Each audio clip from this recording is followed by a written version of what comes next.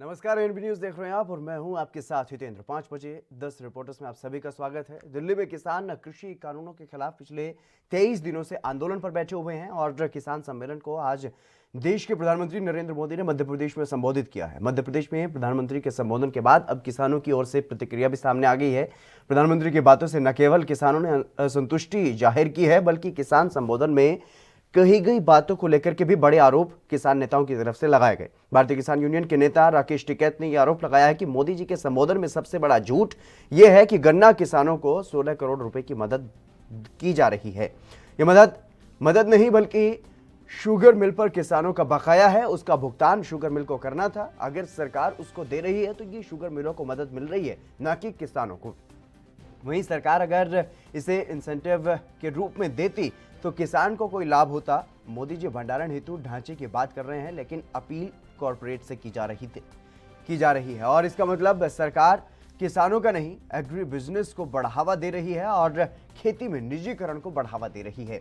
इसके साथ ही किसानों के साथ चर्चा की बात गलत है, क्योंकि आज किसान संगठनों से कोई चर्चा नहीं हुई। स्वामीनाथन आयोग की रिपोर्ट को लागू करने का दावा सरासर झूठ है। स्वामीनाथन की सिफारिश में लागत में C2 प्लस 50% जोड़कर देने की है, लेकिन सरकार ने फॉर्मूला बदल करके A2 प्लस FL कर दिया है, जिससे किसानों का जो हक है वो मारा जा रहा है।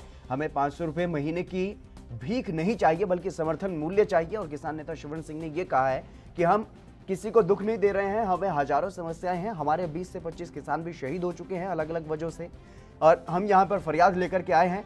अकड़ सरकार दिखा रही है। देखिए, मैं 2-3 बातें करना चाहता हूं। एक तो जो हमारा ये पूरा दिल्ली में सभी देश की यूनियंस का जो ये आंदोलन चल रहा है, बिल्कुल पीसफुली है। किसी को कोई दुख नहीं देता, किसी को कोई समस्या नहीं क्रिएट करता। हाँ, हमें समस्या तो हजारों हैं। इस आंदोलन में हमारे 20-25 किसान अलग अलग कारणों से शहादतें दे चुके हैं। तो 16 साल का भी नौजवान है, 35 साल का भी है, 40 साल का भी, अधिक उम्र का भी है।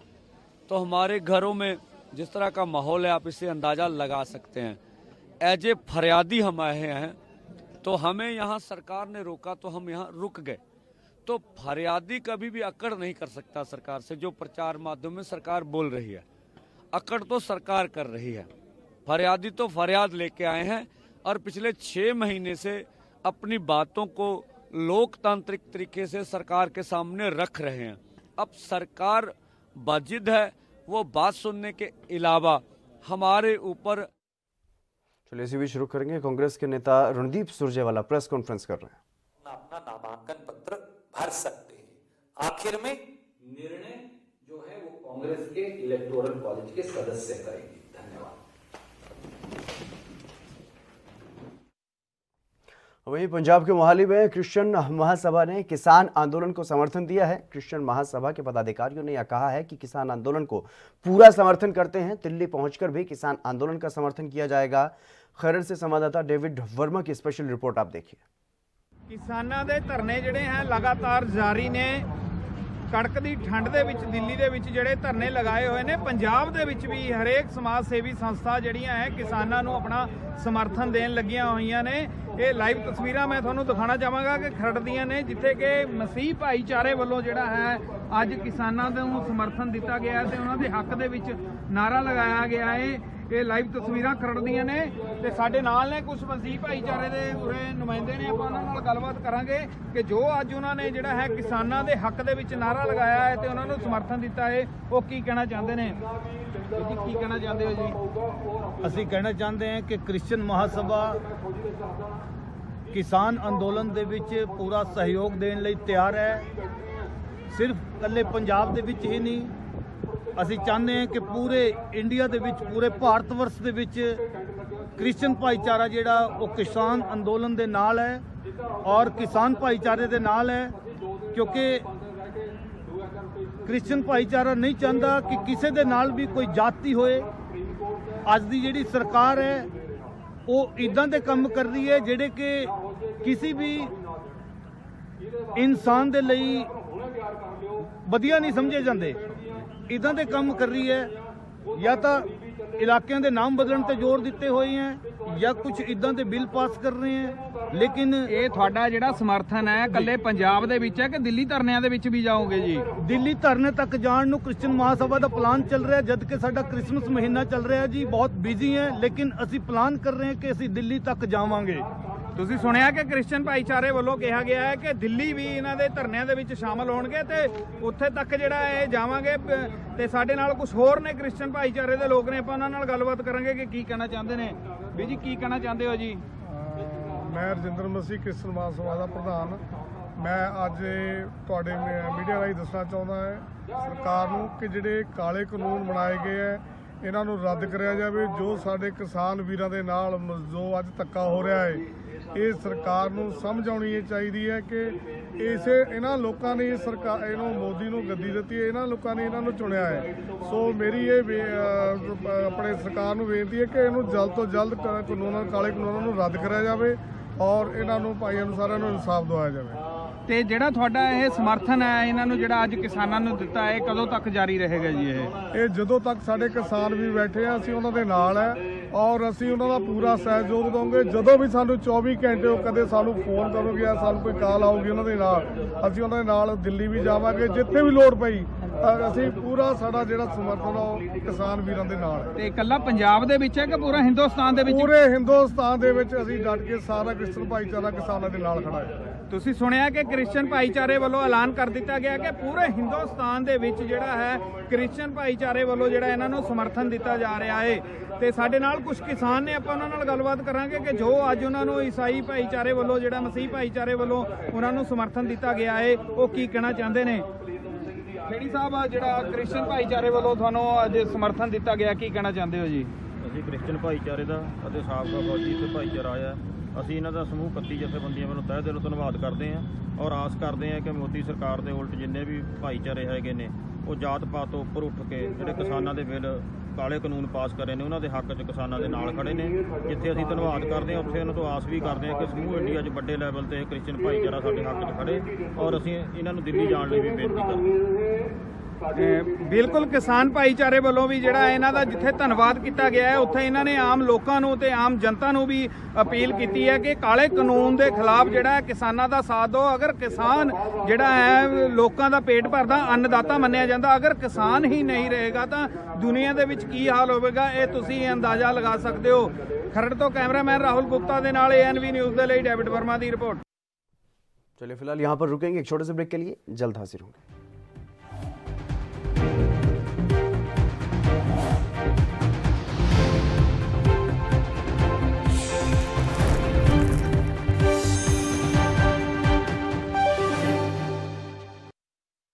क्या आप दुबले पतले कमजोर हैं, आपकी सेहत नहीं बनती, भूख कम लगती है, वजन नहीं बढ़ता?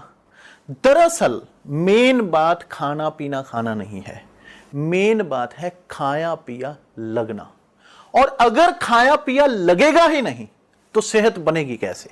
इसलिए हमारी संस्था सन्यासी आयुर्वेदा ने एक ऐसी दवा बनाई है जो कि आपके पाचन तंत्र को, आपके लीवर सिस्टम को ठीक करने का काम करती है, ताकि आप जो भी खाएं उसका पूरे का पूरा निचोड़ आपके शरीर को लगे, आपकी भूख बढ़े, खाया पिया सही से लगे, नया खून बने, हड्डियों में जान आए, वजन बढ़े, ताकत बढ़े, चेहरे पर नूर आए और आप मोटे तगड़े खूबसूरत पर्सनैलिटी के मालिक बन जाएं।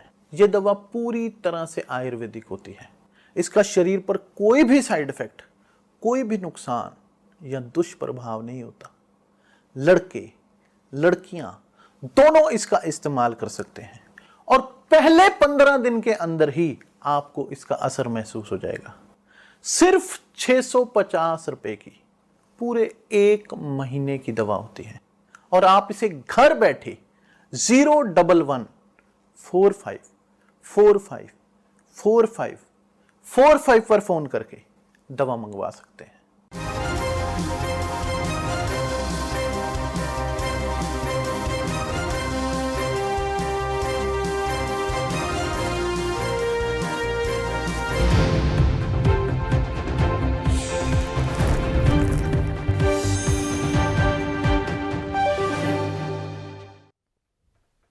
ब्रेक के बाद एक बार फिर से आप सभी का स्वागत है। खबरों में आगे बढ़ेंगे। हरियाणा में किसान सम्मेलनों का आयोजन न किया जाएगा। सीएम मनोहर लाल किसान सम्मेलन को खुद संबोधित करेंगे। सीएम मनोहर लाल ने ट्वीट करके इस बात की जानकारी देते हुए बताया है कि किसानों तक उनके हित में उठाए गए कदमों और निर्णयों की जानकारी पहुंचाने के लिए 20 दिसंबर को नारनौल में किसान रैली को संबोधित करूंगा।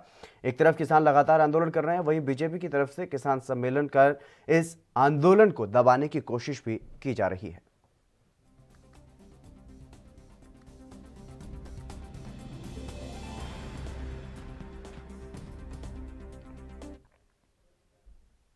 विनीत कपूर हमारे संवाददाता इस खबर पर अधिक जानकारी के साथ हमारे साथ जुड़ गए हैं। विनीत, क्या कुछ जानकारी है इस बारे में, क्योंकि लगातार जिस तरीके से किसान आंदोलन कर रहे हैं और किसान नेताओं की तरफ से यह भी कहा जा रहा है कि 20 से 25 किसानों की मौत अब तक इस आंदोलन के चलते हो चुकी है, लेकिन दूसरी तरफ अगर बात की जाए केंद्र सरकार की या फिर भारतीय जनता पार्टी की, तो लगातार इस आंदोलन को कमजोर करने की कोशिश की जा रही है। अलग से किसान सम्मेलन किए जा रहे हैं। इसी कड़ी में हरियाणा में भी सीएम मनोहर लाल खट्टर 20 तारीख को किसान रैली को संबोधित करेंगे। बिल्कुल, देखिए सीधे तौर पर अगर हम बात करें जिस तरह से मनोहर लाल खट्टर सरकार ने जो फैसला लिया है कि हरियाणा में कई जगहों पर वो रैलियां करते हुए नजर आएंगे और लोगों को जागरूक करेंगे कि ये जो उन्होंने कानून बनाए हैं, जो केंद्र की मोदी सरकार की तरफ से कानून बनाए गए हैं, वो किसान हितैषी हैं। तो उसको लेकर सीधे तौर पर जिस तरह से एक रणनीति बीजेपी बनाती नजर आ रही है कि देश में अलग अलग जगहों पर प्रेस कॉन्फ्रेंस की जाए या फिर सम्मेलन किए जाए ताकि लोगों को जागरूक करने की कोशिश की जाए। लेकिन जिस तरह से लगातार पिछले तकरीबन 3 महीने से देश के किसान जो हैं वो केंद्र की मोदी सरकार के खिलाफ और इन कानूनों के खिलाफ जो विरोध प्रदर्शन कर रहे हैं, वो विरोध जो है वो कम होने का नाम नहीं ले रहे हैं, बल्कि और तेज होते हुए नजर आ रहे हैं। इस वक्त हम सिंघू बॉर्डर के ऊपर मौजूद हैं, जहां पर लगातार किसानों का जोश जो है वो कम होता नजर नहीं आ रहा, बल्कि यहां पर किसानों की संख्या भी बढ़ती नजर आ रही है और आंदोलन जो है वो भी तेज होता हुआ नजर आ रहा है। अकेले सिंघू बॉर्डर पर नहीं, बल्कि टीकरी बॉर्डर की बात करें, अन्य बॉर्डर की बात करें, वहां पर लगातार किसान जो है वो लामबंद हो रहे हैं और एक ही मांग कर रहे हैं कि जब तक ये कानून रद्द नहीं किए जाते तब तक उनका आंदोलन जो है वो खत्म होने वाला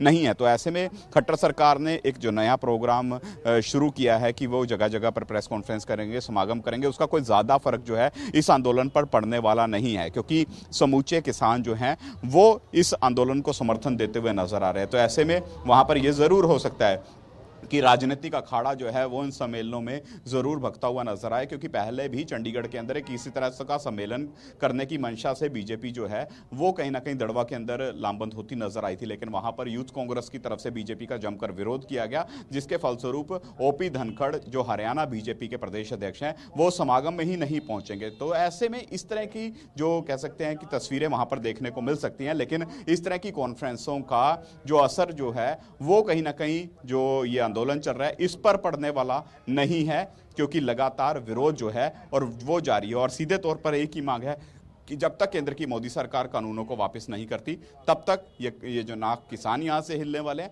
ना ही यहां से वो वापस जाने वाले हैं। जी बिल्कुल विनीत, जिस तरीके से आज खुद प्रधानमंत्री नरेंद्र मोदी ने भी मध्य प्रदेश में एक वर्चुअल रैली की है, वहां पर किसान सम्मेलन को संबोधित किया है, उसके बाद किसानों की क्या कुछ प्रतिक्रियाएं सामने आ रही? देखिए सीधे तौर पर अगर किसानों की बात करें तो देश भर के किसान जो हैं वो इस वक्त यहीं पर डेरा जमाए हुए बैठे हैं। देश भर के किसान जो हैं वो यहीं पर कहीं ना कहीं इस आंदोलन की जो कह सकते हैं समर्थन करते नजर आ रहे हैं और केंद्रीय खेतीबाड़ी जो कानून है उनका विरोध करते हुए नजर आ रहे हैं। पूरे देश के किसानों का समर्थन यहाँ पर इस आंदोलन को मिलता हुआ नजर आ रहा है। तो ऐसे में भले ही आज प्रधानमंत्री नरेंद्र मोदी जिस तरह मर्जी के बयान देते नजर आए हों, लेकिन उन बयानों की भी यहाँ पर खिलाफत होती हुई नजर आ रही है। और अब बीजेपी की जो बयानबाजी है, उनकी जो रणनीति है, उसको ये किसान जत्थेबंदियां जो है हल्के में लेती नजर आ रही है, क्योंकि ये सीधे तौर पर कह रहे हैं कि हमारी एक ही मांग है कि ये कानून जो है ये वापस हो। जब तक ये कानून वापस नहीं होंगे आंदोलन जो है वो खत्म होने वाला नहीं है। तो ऐसे में बीजेपी को सोचना है कि कब बीजेपी किसानों के मसले को लेकर संजीदा होती है, क्योंकि सुप्रीम कोर्ट में मामला जा चुका है और वहां पर भी जिस तरह से सुप्रीम कोर्ट किसानों के हक की बात करती ही नजर आई है। तो ऐसे में ये जो कानून है इनको तो end of the week BJP को सस्पेंड करना पड़ेगा, केंद्र की मोदी सरकार को सस्पेंड करना होगा, तभी जो ये कह सकते हैं बात है किसानों की और सरकार की ये बनती हुई नजर आएगी। क्योंकि अगर अपने व्यवहार में बीजेपी परिवर्तन नहीं करती तो फिर ये आंदोलन जो है ये खत्म होने वाले नहीं है। जी विनीत, अगर बात की जाए हरियाणा बीजेपी की, क्योंकि खासतौर पर इस वक्त जब किसान आंदोलन चल रहा है पूरे देश का किसान एकजुट नजर आ रहा है, और खासतौर पर अगर बात की जाए हरियाणा पंजाब की, तो ऐसे में SYL के मुद्दे को भी उछाला जा रहा है, उसको लेकर के आप धरने प्रदर्शन के कार्यक्रम भी किए जाएंगे?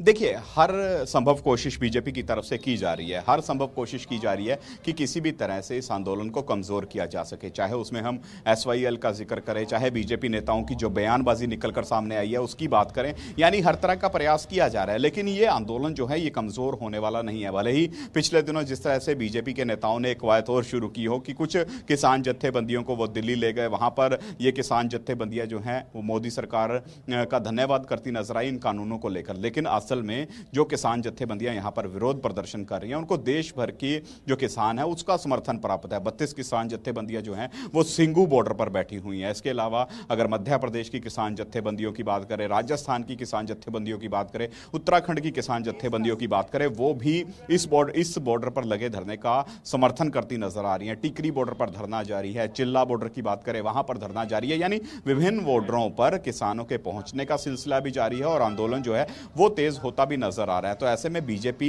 जरूर इस तरह की मंशा रखती है कि किसी तरह से आंदोलन जो है वो कमजोर हो, क्योंकि बयानबाजियों का जो दौर था उसमें कहीं ना कहीं खालिस्तानी तक कहा गया, इनको चीनी पाकिस्तानी तक कहा गया, लेकिन उसका भी असर जो है वो इस आंदोलन में देखने को नहीं मिला। यहां पर हर एक किसान जो है वो दूसरे की मदद करता नजर आ रहा है और लामबंद होते नजर आ रहे हैं केंद्र की मोदी सरकार के खिलाफ, और सब एकजुट होकर एक ही आवाज उठा रहे हैं कि केंद्र की मोदी सरकार इन कानूनों को सिरे से रद्द करे, तभी ये किसान जो हैं ये अपने अपने प्रदेशों की तरफ वापस लौटते हुए नजर आएंगे। बिल्कुल, किसान नेताओं की तरफ से साफ तौर पर यह कहा जा रहा है कि हम फरियादी हैं और फरियादी कभी भी अकड़ नहीं कर सकता। ऐसे में सरकार पर अकड़ दिखाने का आरोप भी लगाया और जिस तरीके से अब तक कई किसानों की मौत इस आंदोलन में हो चुकी है उसे लेकर के किसान नेताओं की तरफ से सरकार को नरभक्षी भी कहा जा रहा है। बिल्कुल, देखिए, श्रद्धांजलियां दी जा रही हैं, जो किसानों की यहाँ पर लगातार मौत हो रही है उसको लेकर अलग अलग तरीके से उस शहादत को नमन भी किया जा रहा है। और अगर हम 20 तारीख की बात करें तो जो भी किसान इस आंदोलन की भेंट चढ़ते नजर आए हैं उनको लेकर श्रद्धांजलि कैंडल मार्च समारोह जो है वो पंजाब हरियाणा के विभिन्न इलाकों में निकाले जाएंगे। इसको लेकर जो किसान संघर्ष कमेटी है उसकी तरफ से एक रणनीति तैयार की गई है। उग्राहा किसान जत्थेबंदी की बात करें तो उसकी तरफ से एक जो इसी तरह की रणनीति तैयार की गई है। 20 तारीख को पंजाब में विभिन्न जगहों पर इस तरह के कैंडल मार्च होंगे, इस तरह के श्रद्धांजलि समारोह होते हुए नजर आएंगे। दूसरी तरफ अगर हम बात करें तो जिस तरह से यहां पर ये जरूर कहते हुए नजर आए हैं किसान कि वो अपनी मंशा से यहां पर नहीं आए, बल्कि सरकार ने उनको मजबूर किया है इस आंदोलन को करने के लिए, क्योंकि किसान इस कानून की मांग नहीं कर रहे थे। किसान यही मांग कर रहे थे कि उनकी आमदन को दोगुना किया जाए, लेकिन इस तरह के कानून उन पर थोपे ना जाएं जिससे किसानी जो है वो लगातार बदहाली की तरफ बढ़ती हुई नजर आए। तो ऐसे में किसान अब स्पष्ट हैं, हाँ और ना की सिचुएशन है। सीधे तौर पर कह रहे हैं कि अगर आप कानून वापस लेने के पक्षधर हो तो आप कानून वापस लो, हम आंदोलन खत्म करेंगे, लेकिन अगर आप इसके पक्षधर नहीं हो तो फिर ये आंदोलन जो है वो इसी तरह से जारी रहेगा। जी बिल्कुल विनीत, फिलहाल किस तरीके की गतिविधि वहां पर देखने को मिल रही है सिंघू बॉर्डर पर? देखिए, गतिविधियों की बात करें तो लगातार किसानों के यहाँ पर जुटने का सिलसिला जारी है।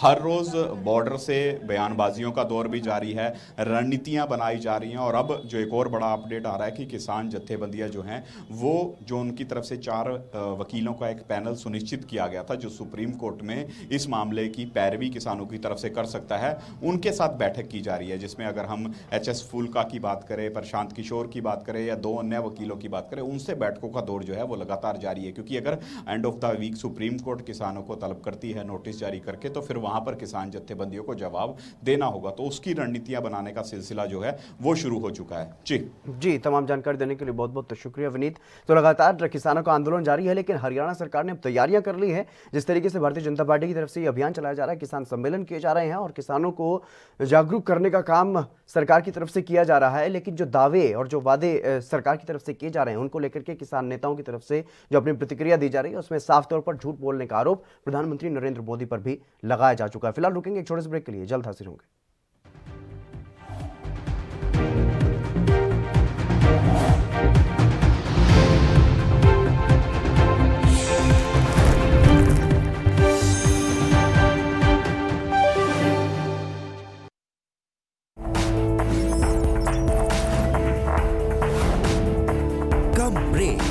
और ज्यादा खबरों के साथ देखिए ANP news in channel number पर। क्या आप दुबले पतले कमजोर हैं, आपकी सेहत नहीं बनती, भूख कम लगती है, वजन नहीं बढ़ता, दरअसल मेन बात खाना पीना खाना नहीं है, मेन बात है खाया पिया लगना। और अगर खाया पिया लगेगा ही नहीं तो सेहत बनेगी कैसे? इसलिए हमारी संस्था सन्यासी आयुर्वेदा ने एक ऐसी दवा बनाई है जो कि आपके पाचन तंत्र को, आपके लीवर सिस्टम को ठीक करने का काम करती है, ताकि आप जो भी खाएं उसका पूरे का पूरा निचोड़ आपके शरीर को लगे, आपकी भूख बढ़े, खाया पिया सही से लगे, नया खून बने, हड्डियों में जान आए, वजन बढ़े, ताकत बढ़े, चेहरे पर नूर आए और आप मोटे तगड़े खूबसूरत पर्सनैलिटी के मालिक बन जाएं। यह दवा पूरी तरह से आयुर्वेदिक होती है। इसका शरीर पर कोई भी साइड इफेक्ट, कोई भी नुकसान या दुष्प्रभाव नहीं होता। लड़के लड़कियां दोनों इसका इस्तेमाल कर सकते हैं और पहले 15 दिन के अंदर ही आपको इसका असर महसूस हो जाएगा। सिर्फ 650 रुपए की पूरे 1 महीने की दवा होती है और आप इसे घर बैठे 01145454545 पर फोन करके दवा मंगवा सकते हैं।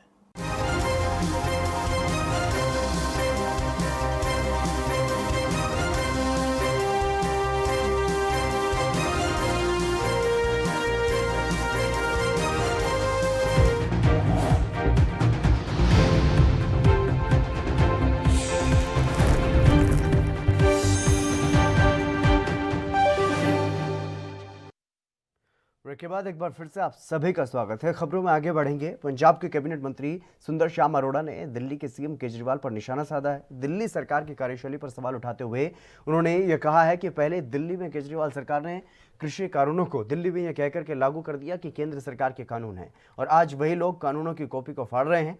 उन्होंने यह भी कहा है कि केजरीवाल की असलियत को हर कोई जान चुका है। वहीं हरियाणा में बीजेपी ने अब एसवाईएल के मुद्दे को तूल देना शुरू कर दिया है, जिसे लेकर के उन्होंने कहा है कि इस मामले को लेकर बीजेपी हरियाणा और पंजाब के किसानों को आपस में लड़ाना चाहती है, लोगों का ध्यान भटकाने में लगे हुए हैं। इसके अलावा कैबिनेट मंत्री सुंदर श्याम अरोड़ा ने केंद्र सरकार पर भी जमकर निशाना साधा।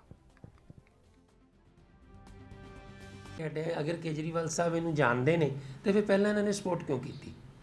अगर ये ड्रामेबाजी असी तो पहले दिन तो विरोध कर रहे हैं। पंजाब सरकार ने तो असी अपने बिल पास किए ने, असी उन्होंने बिल तो मन्ने ही नहीं, असी तो बिल पास कर दिते। मानयोग मुख मंत्री कैप्टन अमरिंदर सिंह जी ने हौसला दिखाया। जिथे तक पंजाब की किसानी की गल, चाहे पंजाब के पानियां की गल सी, उन्होंने स्पैशल अजलास सद के असी इन अपने नवे बिल पास किए, किसानी के हित च किए।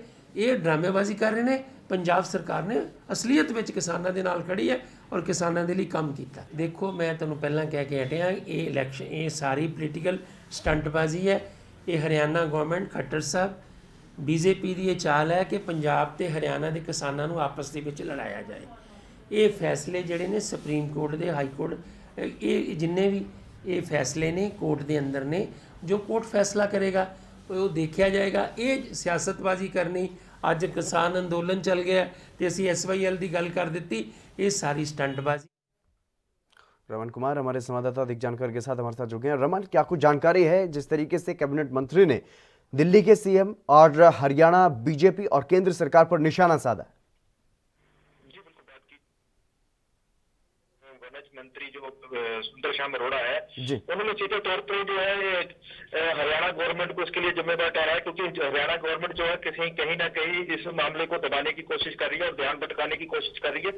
क्योंकि SYL मुद्दे को लेकर जो है जहां भूख हड़ताल कर रही है, वहीं उन्होंने कहा कि जो दिल्ली में बैठे हुए केजरीवाल है और मुख्यमंत्री है, पहले तो वो कृषि कानून को लेकर जो है वो बिल पारित कर चुके थे और पास करने के बाद जो आज वो वापस ले रहे हैं, ये तो सिर्फ एक ड्रामेबाजी है किसानों को लुभाने के लिए और कुछ नहीं है।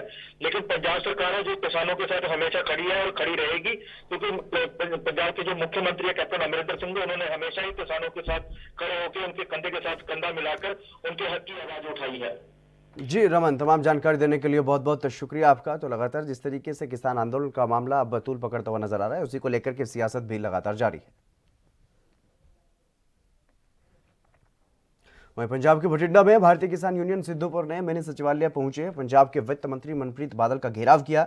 किसानों ने मिनी सचिवालय के सामने धरना प्रदर्शन किया और इस समय भारतीय किसान यूनियन सिद्धूपुर के नेता बलविंदर सिंह ने यह कहा है कि पिछले साल पराली जलाने के मामले में किसानों पर जो मामले दर्ज किए गए थे उन्हें रद्द करवाने के लिए किसानों ने विरोध प्रदर्शन किया था। उस प्रदर्शन में एक किसान जगजीत सिंह शहीद हो गए थे और किसान के परिवार को इंसाफ दिलाने के लिए लगातार प्रदर्शन किए जा रहे हैं। सरकार की तरफ से पीड़ित परिवार को मुआवजा और सरकारी नौकरी देने का आश्वासन भी दिया गया था, लेकिन अभी तक परिवार को इंसाफ नहीं मिला, इसलिए ये संघर्ष किया जा रहा है। कुछ दिनों वास्ते सानू मुलतवी करना पिया सी जदों असीं दिल्ली चले गए, तो अज असीं जिउंदी त्यों वो धरना ला के ते असीं इत्थे मनप्रीत सिंह बादल दा घराओ कीता। इस करके कीता है कि सरकार ने साडे नाल वादा कीता सी कि जगसीर सिंह जग्गा दे परिवार नूं असीं पूर्ण जिहड़ा इंसाफ देवांगे ते जिहड़ा उन्हां दे पैसिਆਂ दी गल सी 15 लाख रुपया मुआवजा है वो भी सानू 2-3 वारियां जिन्हां ने करके हुण पूरा कीता है ते उहदे बच्चे नूं एक सरकारी नौकरी देनी सी वो अज तक जिहड़ी विचे लमक रही है। जदों कि सरकार दे नुमाइंदिਆਂ ने ते सिविल प्रशासन ने साडे नाल वादा करिया सी कि असीं नूं थोड़े दिनां दे विच जिहड़ी नौकरी ज्वाइन करा देनी है ते उस नौकरी दे लई वो परिवार अते जथेबंदी अज तक ठोकरां खा रही है ते इह हुल्लड़बाजियां दे कर रहे है, आपदे सम्राट फोन बन रहे है ते साडे किसान दी कोई। अमनदीप सिंह हमारे संवाददाता हमारे साथ जुड़ गए अधिक जानकारी के साथ बठिंडा से। अमनदीप, क्या कुछ जानकारी है इस मामले में? क्या अभी तक कोई वित्त मंत्री की तरफ से कोई प्रतिक्रिया सामने आई? हर्षित बताना चाहेंगे फिलहाल उनके द्वारा जो है कोई प्रतिक्रिया सामने नहीं आई, वह दूसरे रास्ते से है जो सेक्रेटरिएट के वहां से निकल गए हैं जी। और बात करें तो किसानों का लगातार ये प्रदर्शन है, पिछले 3-4 महीने से चल रहा है और उनके द्वारा बकायदा टेंट लगाकर बठिंडा के मिनी सचिवालय के समक्ष यह धरना प्रदर्शन दिया जा रहा है, परंतु काले कानूनों के चलते इनके द्वारा दिल्ली कूच किया था और इसी के चलते आज फिर से बठिंडा के मिनी सचिवालय के समक्ष धरना फिर से शुरू कर दिया है। जी, क्या कुछ कार्यक्रम था वहां पर वित्त मंत्री का जो वहां पर पहुंचे थे? अतिथिर बताना चाहेंगे जो पंजाब सरकार द्वारा स्टूडेंट्स को स्मार्टफोन दिए जाने थे उसी क्रम में आज बठिंडा पहुंचे थे वित्त मंत्री मनप्रीत बादल। यह उनका सेकंड जो अपना दूसरा दौर था जब उन्होंने स्मार्टफोन जो है बांटने थे। इसी दौरान जो है किसानों को जब पता चला भी जो वित्त मंत्री है मनप्रीत बादल है वो मिनी सेक्रेटरिएट पहुंचे हैं तो उनके द्वारा सचिवालय का घेराव करने की कोशिश की गई और जब पुलिस द्वारा उन्हें मुख्य गेट पर रोककर ही दिया और प्रदर्शन उन्होंने किसानों द्वारा शुरू कर दिया गया।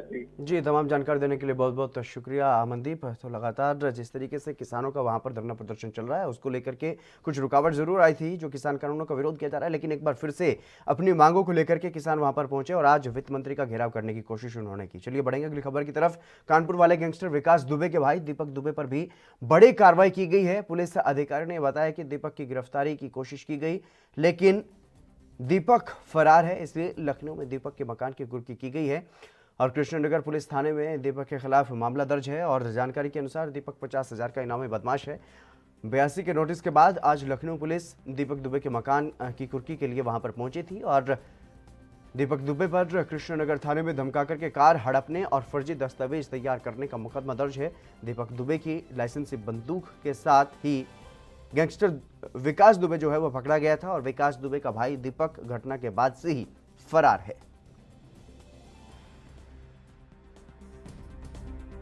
मुकदमा अपराध संख्या 315/2020 थाना कृष्णानगर जनपद लखनऊ पुलिस कमिश्नरेट लखनऊ। इसमें नामित अभियुक्त दीपक दुबे की गिरफ्तारी के हर संभव प्रयास किए गए, किंतु दीपक दुबे फरार हैं। अतः विवेचक को यह जब समाधान हो गया कि अब यह आवश्यक हो गया है कि दंड प्रक्रिया संहिता की धारा 83 की कार्रवाई की अनुमति माननीय कोर्ट से प्राप्त की जाए, तो उन्होंने कोर्ट से याचना किया, जिसके क्रम में कोर्ट ने उन्हें यह आदेश निर्गत किया। उसी के क्रम में हम 83 की कार्रवाई, जिसे कुर्की भी कहते हैं, उसके संबंध में आज यहाँ हम उपस्थित हुए हैं। और पुनीत मोहन हमारे संवाददाता अधिक जानकारी के साथ हमारे साथ जुड़ गए हैं। पुनीत, क्या कुछ पूरी जानकारी है? गैंगस्टर विकास दुबे के भाई पर बड़ी कार्रवाई की गई। देखिए, सीधे तौर पे विकास दुबे के भाई दीपक दुबे के मकान की आज कुर्की करी गई है।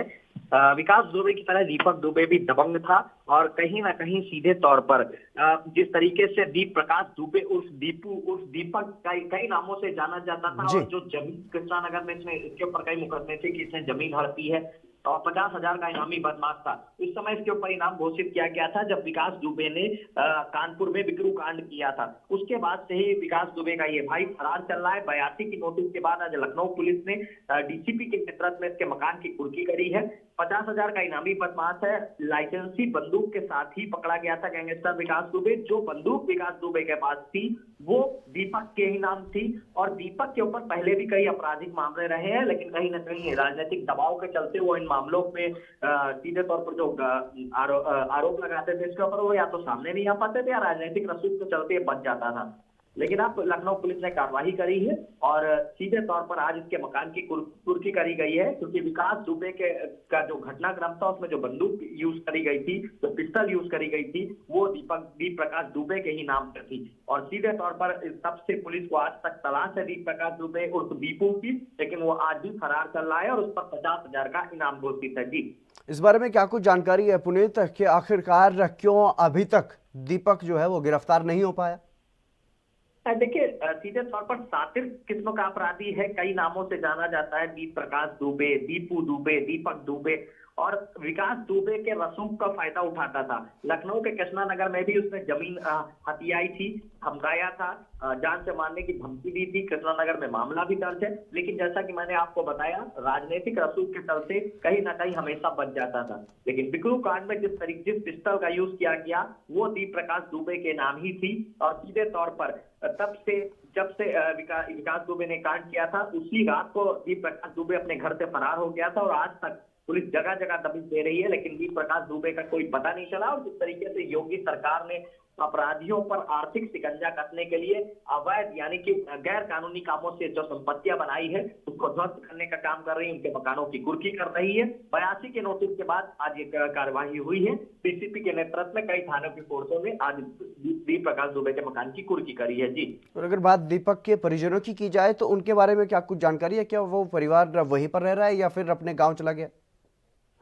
देखिए, सीधे तौर पर पहले दीप प्रकाश दुबे का परिवार यहीं पर रह रहा था, लेकिन जब से ये कांड हुआ उसके बाद से जो परिजन थे वो हालांकि बीच में 1-2 बार आए गए हैं, लेकिन लगातार यहाँ पर कोई नहीं रह रहा था। 82 के नोटिस चिपकाने के बाद में कोर्ट में भी उन्होंने सीधे तौर पर अपील करी थी कि 82 के नोटिस को खारिज कराने के लिए, लेकिन 82 के नोटिस होने के बाद में जब कोर्ट से उसकी अपील खारिज हो गई है उसके बाद सीधे तौर पर पुलिस ने कार्रवाई करी है और दीप प्रकाश दुबे का जो मकान है उसकी आज कुर्की करी गई है। जी, शुक्रिया अपनीत तमाम जानकारी देने के लिए। गैंगस्टर विकास दुबे के भाई पर यह बड़ी कार्रवाई की गई है, कुर्की कर ली गई है दीपक दुबे के परिवार से। चलिए बढ़ेंगे अगली खबर की तरफ। बीते दिनों जहां कुल्लू मनाली के पहाड़ियों में जमकर हिमपात हुआ है, वहीं साथ लगते जिला लाहौल स्पीति में भी पहाड़ और गांव जो है वो बर्फ से ढके हुए नजर आए। ऐसे में अब यहां भी शीतकालीन खेलों की संभावनाएं जो हैं वो बढ़ गई हैं। अटल टनल के बन जाने से अब लाहौल घाटी में वाहनों की आवाजाही सुचारू रूप से जारी है। हालांकि भारी बर्फबारी के चलते कुछ दिनों के लिए टनल भी बंद रहा, लेकिन बाद में सुचारू रूप से इसे चालू कर दिया गया। ऐसे में बर्फबारी के बीच शीतकालीन खेलों का मजा लेने के लिए पर्यटक जहां मनाली के विभिन्न पर्यटन स्थलों में पहुंच रहे हैं, वहीं अब लाहौल में भी कई ऐसे ढलानों को शीतकालीन खेलों के लिए तैयार किया जा सकता है, ताकि लाहौल घाटी पर भी शीतकालीन खेलों को बढ़ावा मिल सके। लाहौल घाटी में भी कई जगहों पर ऐसी कई ढलानें हैं जहां पर स्कीइंग के साथ कई शीतकालीन खेलों को सुचारू रूप से चलाया जा सकता है। हालांकि बीते सालों में शीतकालीन खेलों को बढ़ावा देने की दिशा में सरकार ने कुछ जगहों का निरीक्षण किया था, वहीं अब लाहौल के लोगों ने भी शीतकालीन खेलों को बढ़ावा देने की मांग रखी है। लाहौल घाटी के पर्यटन व्यवसायी पद्मदेव का यह कहना है कि पहले रोहतांग दर्रा बर्फबारी के कारण बंद हो जाता था और लाहौल घाटी पूरी तरह से कट जाती थी, लेकिन अब अटल टनल के बनने से लाहौल घाटी में वाहनों की आवाजाही सुगम हुई है और अगर शीतकालीन खेलों को भी यहाँ पर बढ़ावा दिया जाता है तो लाहौल घाटी के पर्यटन कारोबार को भी उससे काफ़ी मदद मिलेगी।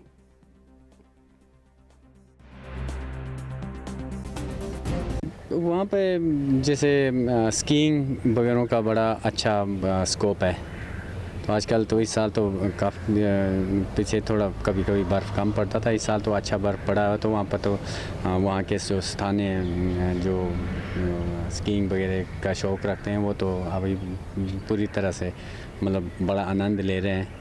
तो इसी तरह हमारे एक त्रिलोकनाथ का एक वो स्पोर्ट के लिए वो स्कीइंग के लिए तो बहुत ही अच्छा एक वहाँ पर साइट है, तो वहाँ पर काफ़ी गुंजाइश है। तो अब तो जैसे टनल खुल गया उसके बाद तो नहीं तो ये रोहतांग टोप के कारण जो यहाँ पे भी जैसे हमारे रोहतांग लाहौल से बाहर रहते थे तो वो भी शौक रखते हैं, तो उनके लिए भी बहुत आसान हो गया अब वहाँ पहुँचना। तो बर्फबारी तो वहाँ आप लोगों को पता ही है कि लाहौल में तो काफ़ी होती है, तो उसके लिए इसकी मध्य प्रदेश में मामा के राज में भांजियां स्कूलों में झाड़ू लगा रही हैं। कोरोना संक्रमण के चलते मध्य प्रदेश सरकार के सख्त आदेश हैं कि सरकारी और निजी स्कूल 31 मार्च 2021 तक बंद रहेंगे। इसके बावजूद शासकीय माध्यमिक विद्यालय जिंदाखेड़ा में बच्चे सफाई करते हुए दिखाई दिए और विकासखंड सांवेर के हेडमास्टर और सहायक शिक्षक पर यह आरोप है कि छोटी छोटी बच्चियों को पढ़ने के बहाने स्कूल बुलाकर उनसे स्कूल की सफाई करवाई जा रही थी, जबकि शासन के आदेश के अनुसार बच्चों को घर घर जाकर के पढ़ाना है। विकासखंड सांवेर के शासकीय माध्यमिक विद्यालय जिंदाखेड़ा में नन्ही नन्ही बालिकाएं शासकीय स्कूल में सफाई करती हुई दिखाई दी। जब वहां के हेडमास्टर बीकाजी सरकटे से चर्चा की गई तो वो गोलमोल जवाब देते हुए नजर आए।